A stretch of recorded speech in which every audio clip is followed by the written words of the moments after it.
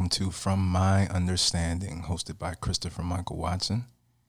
Um, this is going to be an interesting episode. I kind of pick these as I go, the topics and how I'm feeling.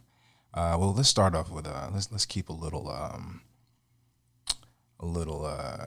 order going. So last time I talked about kettlebells, and I pretty much got everything right. I think I did get the original weight of the kettlebell wrong. I think I said 16.37. And it's actually 16.38 kilograms is what the weight of the pood, which is what the original name of the kettlebell was.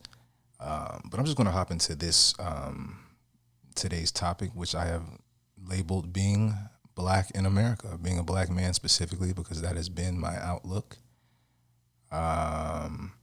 I don't really have anything planned out. I'm just going to talk about it because, I've been living as a black man in America for some 30 odd years. I've also traveled the world, so I can say a black man around the globe, really.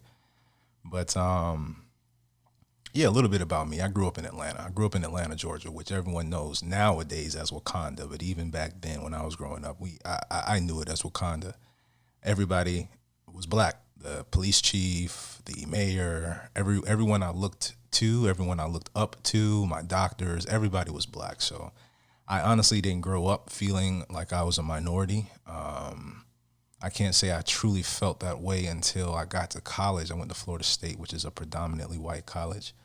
But even before then, the world really goes out of its way to show black people who they want you to be, who they think you should be, and where they think you should be.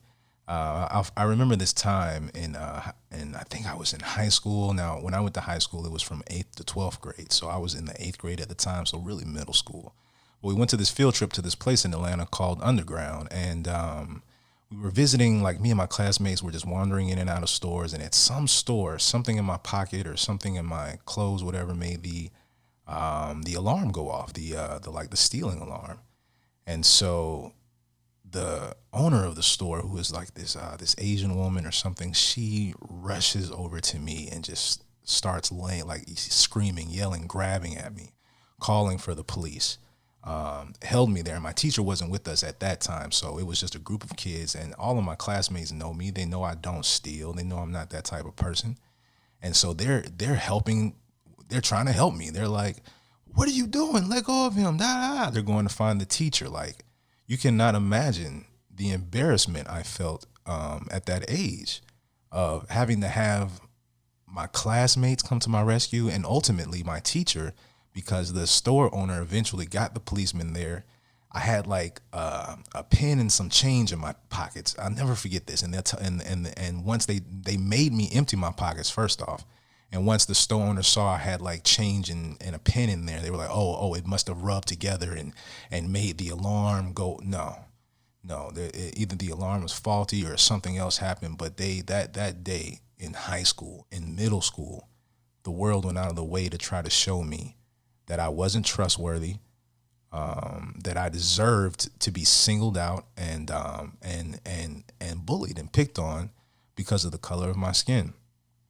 But again, I grew up in Atlanta, so I'm sure other places it's even worse. But I grew up in Wakanda, so thankfully I had some sense of pride about myself. I travel this world a lot, and I travel this country, and I feel like I see black people who don't have pride in themselves. Not even just saying you have to be prideful that you're black, but you're more than that. You're a human being. I feel like a lot of places have beaten the pride and spirit out of people. But thankfully, coming from Atlanta, I had a little bit of that stored in me. And then I got to college. My freshman year of college, I had another bout with racism. I had more growing up too, but I'm just trying to hit the big points here. My freshman year, I had a white roommate who was pledging a fraternity at the time. And I remember one night he came into our room. He obviously didn't know I was in the room at the time. He passed out in his bed, and another white friend of his who also lived on our dorm floor walked into our room and started messing with him. Just he was trying to sleep and started messing with him. And he yelled out to his other white friend, "You fucking nigger, get out of here." Now his friend immediately knew I was in the room and just looked at me and then left. And then once my roommate realized I was in the room, he mustered up the courage and the ability to say, "Hey man, I'm sorry I said that." And this was the kicker. He said, if you want, you can call me a crackerback. That was his mind frame. His mind frame was, I threw a stone at you, so here's a stone for you to throw at me to get back. That's not how I operate, and that's not how I think a lot of my people operate.